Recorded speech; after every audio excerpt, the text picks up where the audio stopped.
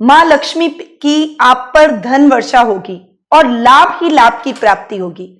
ये मैं आपको कर्क राशि वालों के लिए बता रही हूं, जो 2020 में उनका वार्षिक राशिफल है, उसके आधार पर मैं आपको ये बात बता रही हूं। और 2020 के एंड में आपके जब राहु लाभ भाव में जाकर विराजित होंगे, तब आपकी लाइफ में आमूलचूल परिवर्तन आएगा। आप जितनी प्रगति उस समय करेंगे, अपने पूरे जीवन में आपने कभी भी नहीं की होगी। जी हां, आज मैं आपके सामने कर्क राशि वालों का 2020 का वार्षिक राशिफल लेकर उपस्थित हुई हूं। सबसे पहले मैं पॉइंट पर आ जाती हूं और सबसे पहले हम बात करेंगे ग्रह गोचर की स्थिति की कि 2020 में ग्रहों की पोजीशन कैसी रहेगी और उसकी वजह से आपका 2020 का राशिफल तय होगा। आपका आने वाला साल कैसा जाएगा वो उसी चीज पर डिपेंड करता है। तो ध्यान से सुनिए कि ग्रहों की पोजीशन 2020 में कैसी रहने वाली है। 2020 साल की शुरुआत में आपके सप्तम भाव में शुक्र विराजित होंगे और रोग भाव में सभी ग्रह, मोस्टली ग्रह सूर्य, बुध, केतु, शनि, ये सभी आपके रोग भाव में विराजित रहेंगे। वहीं राहु आपके राशि से 12वें भाव में जाकर विराजित होंगे, परंतु ये पोजीशन बहुत लंबी नहीं रहने वाली है। 24 जनवरी से स्थिति थोड़ी सी चेंज होगी, सिचुएशन बदलेगी और 24 जनवरी को शनि का मकर राशि में प्रवेश होगा, यानी आपकी राशि से सप्तम भाव में शनि विराजित होंगे, जो आपको दांपत्य सुख बेइंतहा देंगे। यदि आप अविवाहित हैं और विवाह की अभिलाषा रखते हैं तो इस वर्ष निश्चित तौर पर आपको सुयोग्य और सही पार्टनर मिल जाएगा। इसके अलावा गुरु 30 मार्च से मकर राशि में प्रवेश करेंगे और शनि के साथ युति करेंगे। 30 मार्च से 29 जून तक वे मकर राशि में ही रहेंगे और 30 जून को वे पुनः धनु राशि में प्रवेश करेंगे और 30 जून से 20 नवंबर को वे पुनः मकर राशि में प्रवेश कर जाएंगे। ये गुरु का कुछ फ्लक्चुएशन इस साल आपको पूरे साल देखने को मिलेगा। इसके अलावा राहु 23 सितंबर को वृषभ राशि में, यानी आपकी राशि से लाभ भाव में विराजित होंगे। इसीलिए मैंने वीडियो की शुरुआत में आपको बोला कि आपके जीवन में धन वर्षा होगी, एकदम आपका भाग्य जागेगा और लाभ की ऐसी स्थिति आपने जीवन में कभी नहीं देखी होगी। वैसी स्थिति इस वर्ष के सितंबर से दिसंबर माह के बीच में आपको देखने को मिलेगी। ये केवल राहु के लाभ भाव में बैठने के कारण होगा। वहीं 30 सितंबर को केतु भी धनु राशि से वृश्चिक राशि में प्रवेश करेंगे। तो ये ग्रहों के कुछ परिवर्तन थे जो कि 2020 में होने वाले हैं। इन राशि परिवर्तनों के कारण आपकी राशि पर इसका क्या प्रभाव पड़ेगा, इसके बारे में अब मैं बताऊंगी। पर उससे पहले आपको बता दूं कि ये जो राशिफल मैं आपको दूंगी, ये चंद्र राशि और लग्न दोनों के हिसाब से समान रूप से प्रभावशाली रहेगा। तो अब जानते हैं कि कर्क राशि वालों का 2020 यानी आने वाला वर्ष कैसा जाएगा। सबसे पहले बात करूंगी मैं पारिवारिक स्थिति की। पारिवारिक स्थिति की यदि मैं बात करूं तो ये ओवरऑल साल आपके पारिवारिक दृष्टि से बहुत अच्छा जाने वाला है। यदि आप विवाहित है तो आपके पार्टनर के साथ, आपके जीवन साथी के साथ जितनी अच्छी ट्यूनिंग होती है, हमारा जीवन उतना ही सुखमय रहता है, क्योंकि घर की लक्ष्मी या हमारा लाइफ पार्टनर अगर हमसे खुश है तो हम जीवन में कुछ नहीं होने के बावजूद भी अपने आप को सबसे धनी मानते हैं।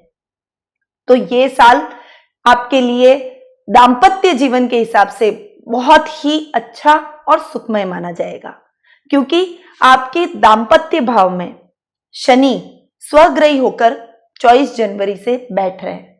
उसके बाद आपके दाम्पत्य जीवन में बहुत ही मधुरता रहेगी। जीवन साथी के साथ आपकी ट्यूनिंग बहुत अच्छी रहने वाली है और जीवन साथी के साथ यदि ट्यूनिंग अच्छी होती है तो पूरे परिवार के साथ आपका सामंजस्य उतना ही बेस्ट होता है, क्योंकि घर की गृहिणियां ही सब कुछ होती हैं, वे ही रिश्तों को संभालती है।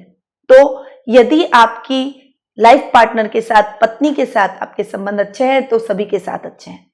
आपके भाई बहनों के साथ भी आपकी ट्यूनिंग बहुत अच्छी रहने वाली है और माता पिता के साथ भी आपके संबंध बहुत अच्छे जाएंगे।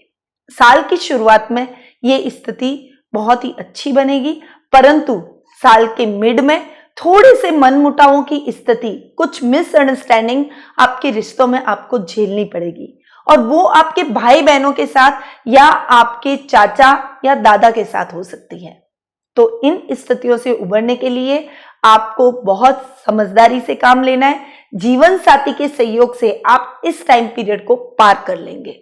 साल के एंड में यदि देखें तो फिर से स्थिति बहुत ही अच्छी मैं देख रही हूं और आपके पारिवारिक सदस्यों के साथ आप कोई अच्छा हॉलिडे ट्रिप भी प्लान करेंगे और वो हॉलिडे आपके रिश्तों में और अधिक मजबूती लेकर आएगा। चाचा के साथ साल के एंड में आप कोई कारोबार में भागीदारी से कार्य करते हुए दिखाई देंगे। वहीं आपके भाई बहनों का भी आपको पूर्ण सहयोग प्राप्त होगा।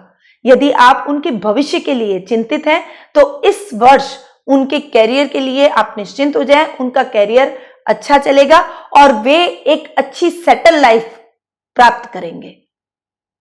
अब बात करते हैं जीवन साथी और प्रेम प्रसंगों की।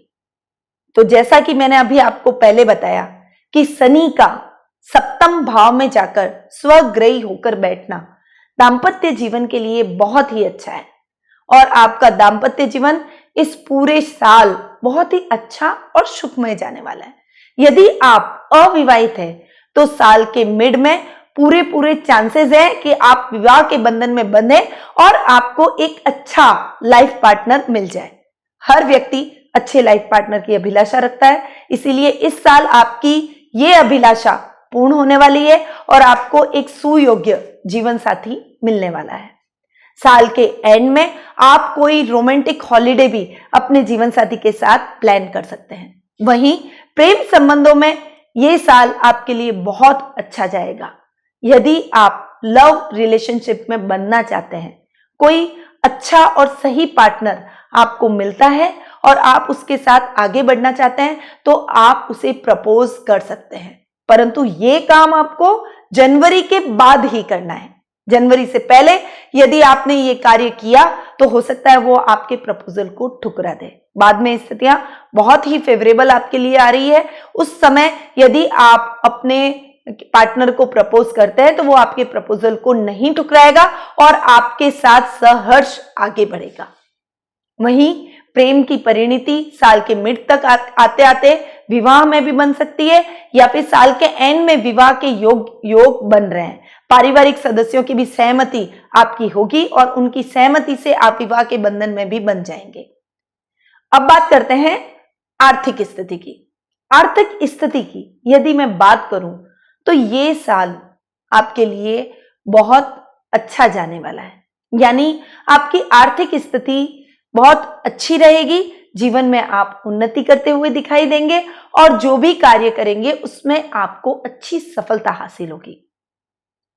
जब गुरु, शनि और मंगल का मार्च के बाद यानी अप्रैल से लेके जून तक का जो समय है उस समय नीच भंग राजयोग बन रहा है, उस समय भी लाभ की स्थितियां बढ़ेगी, यानी कारोबार में अच्छा लाभ होगा, व्यवसाय में भी अच्छे लाभ की स्थिति बनेगी और आप उन्नति करते हुए दिखाई देंगे। वहीं जब सितंबर माह में राहु का लाभ भाव में विराजित होना आपके जीवन में आकस्मिक परिवर्तन लाएगा। अचानक से आपको बहुत अच्छा धन लाभ होगा। कहीं से रुका हुआ धन है या फिर बहुत टाइम से कोई पैतृक संपत्ति संबंधी विवाद है, कोई इस तरह का धन का विवाद आपके अटका हुआ है तो उस विवाद का भी सुलटारा हो जाएगा और वो फैसला आपके पक्ष में आएगा। यानी ओवरऑल आर्थिक दृष्टि से ये साल आपके लिए बेहद ही सुखमय रहेगा और लास्ट यानी साल का एंड आपके लिए इतना अच्छा जाने वाला है। आप अपने जीवन में जितनी उन्नति अब तक आपने नहीं की थी उतनी उन्नति आपको इस समय देखने को मिलेगी। आप अपने कैरियर में एक ऊंची उड़ान भरेंगे, यदि आप कारोबारी हैं तो व्यापार में अच्छे लाभ की स्थिति बनेगी, और यदि आप नौकरी पेशा व्यक्ति हैं तो जॉब में आपके प्रमोशन होने के पूरे पूरे चांसेस रहेंगे। तो ओवरऑल आपकी फाइनेंशियल कंडीशन इस वर्ष इंप्रूव होने वाली है, और आप अपने खर्चों पर थोड़ा सा अंकुश लगाएं। खर्चों की अधिकता यदि रहेगी तो आप जितना लाभ कमाना चाहते हैं उतना नहीं मिलेगा, इसीलिए अपने खर्च पर कंट्रोल करना जरूरी है। साल के एंड में आप कोई बड़ा कारोबारी निवेश भी कर सकते हैं और उसका अच्छा लाभ भी आपको देखने को मिलेगा। अब बात करते हैं करियर और व्यवसाय की। करियर और व्यवसाय की दृष्टि से मैं यदि देखूं तो ये साल आपके लिए ठीक जाने वाला है। आप जो भी कार्य करेंगे उसमें आपको अच्छे लाभ की प्राप्ति होगी, परंतु कभी कभी बीच बीच में यानी साल के मिड में, जुलाई से लेकर नवंबर का जो टाइम है उस समय, और मार्च से पहले का टाइम है, उस समय थोड़ा सा आपको अपने कारोबार में कुछ रुकावटों का सामना करना पड़ेगा, क्योंकि भाग्य आपका साथ नहीं देगा। क्योंकि जो भाग्येश है वो फ्लक्चुएशन के दौर से गुजरेगा, यानी रोग भाव में जाकर सौम्य ग्रह का, गुरु का बैठना, आप, और वो गुरु भाग्यकारक आपका ग्रह है, भाग्य का स्वामी है, इसीलिए उस समय थोड़ी सी तकलीफों का, रुकावटों का आपको सामना करना पड़ेगा, परंतु ओवरऑल ये साल आपके लिए अच्छा जाने वाला है। कारोबारी दृष्टि से देखूं तो आपके कारोबार में उत्तरोत्तर उन्नति होगी। जब लाभ की स्थिति बहुत अच्छी बनती है तो अपने आप ही आपका कर्म क्षेत्र बढ़ेगा, तभी तो लाभ मिलेगा।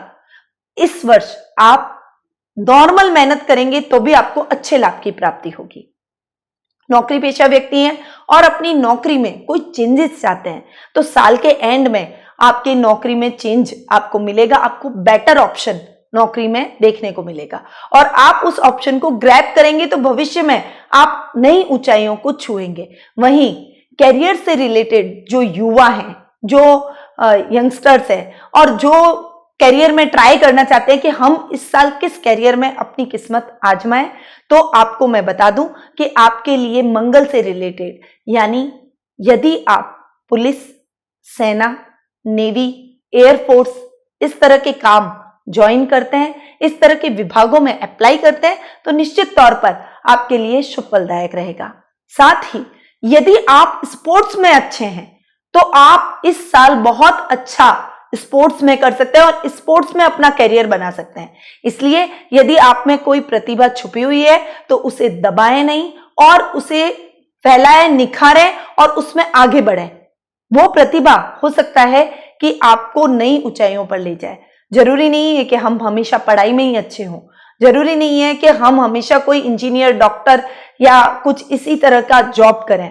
हमारे जीवन के प्रत्येक क्षेत्र में हम अच्छा कर सकते हैं, हमारे में हुनर और काबिलियत होनी चाहिए। इसलिए इस क्षेत्र में, स्पोर्ट्सशिप में आप जरूर ट्राई करें और डेयरिंग जो भी काम है उसमें आपको अच्छे लाभ की स्थितियां बनेगी। यदि आप भूमि, जमीन जायदाद के लेन देन से संबंधित कोई काम करते हैं, कोई भूमि एजेंट बनते हैं, कोई प्रॉपर्टी डीलरशिप का यदि आप काम करते हैं तो वो भी आपके लिए अच्छे परिणाम लेकर इस साल आएगा। इसीलिए आप उसमें भी निवेश कर सकते हैं और उस तरह का भी कोई भी काम आप कर सकते हैं। ये तो रही कैरियर की बात। कैरियर बनाने वालों के लिए ये साल कैसा रहेगा ये मैं बताऊंगी आपको कि साल के एंड में आपने जो पूरे साल जो मेहनत की है, साल के मिड में जो आपने मेहनत की है, उसके परिणाम आपको साल के लास्ट में मिलेंगे और आपका सिलेक्शन कोई अच्छे डेयरिंग प्रशासनिक जॉब में हो जाएगा। यदि आप पुलिस में ट्राई करते हैं तो आपके लिए बहुत ही अच्छे ऑप्शन इस साल में देख रही हूं। इसीलिए आपको जरूर इन सब में अपनी किस्मत आजमानी चाहिए। जैसी आपकी प्रतिभा है उस क्षेत्र में आप ट्राई जरूर करें। अब बात करते हैं स्वास्थ्य और शिक्षा की। शिक्षा की दृष्टि से यदि मैं देखूं तो ये साल आपके लिए मिले जुले परिणाम लेकर आया है। शिक्षा में आप अच्छा करेंगे पर आपको कुछ रुकावटों का सामना करना पड़ेगा। क्यों? क्योंकि साल के एंड में विशेष तौर पर आपको कुछ समस्याएं हो सकती है। केतु 23 सितंबर से चेंज हो रहे हैं और आपके विद्या भाव यानी पंचम स्थान में जाकर विराजित हो रहे हैं। इससे वो आपके विद्या में कुछ खलल डालेंगे, उच्च शिक्षा में आपको प्रॉब्लम आ सकती है, आपकी पढ़ाई में कुछ दिक्कतों का आपको सामना करना पड़ सकता है। यानी मतलब हो सकता है आप स्वास्थ्य की दृष्टि से बीमार हो और आप एग्जाम ना दे पाए, या फिर आपको मेडिकल अप्लाई करना पड़े। तो ऐसी कुछ रुकावटों का सामना आपको अपनी पढ़ाई में देखेंगे आप इस वर्ष। इसीलिए इन रुकावटों के समाधान के लिए अपने आप को कड़ी मेहनत के लिए तैयार करें और डिवोशन के साथ अपनी पढ़ाई में लग जाएं। देखिए, कोई भी समय आप जीवन में ऐसा नहीं होता है कि हम हमारी मेहनत करें उसका हमको फल नहीं मिलेगा।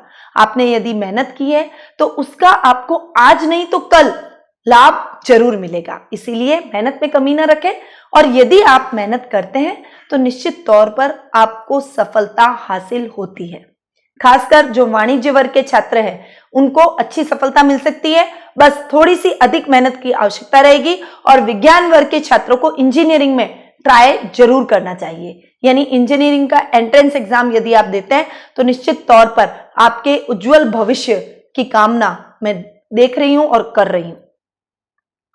अब बात करते हैं स्वास्थ्य की कि स्वास्थ्य कैसा रहेगा आपका। तो स्वास्थ्य की दृष्टि से यदि मैं देखूं तो साल का शुरुआत और साल का अंत ये दोनों ही आपके लिए इतने बेटर नहीं जा रहे हैं। क्यों? क्योंकि 30 मार्च तक गुरु की पोजीशन बदल रही है।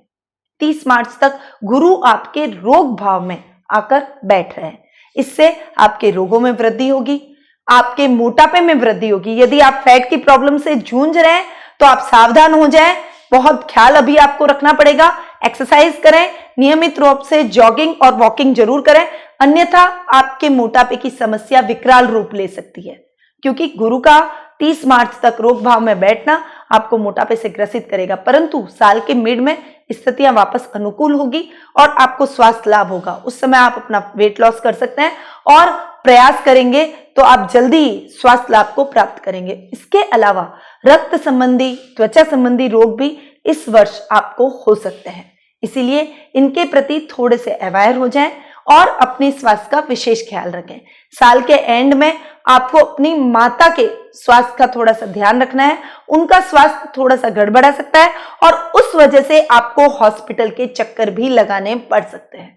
इसीलिए उनके स्वास्थ्य का भी ख्याल रखें और अपने पारिवारिक सदस्यों को भी स्वास्थ्य के प्रति जागरूक करें।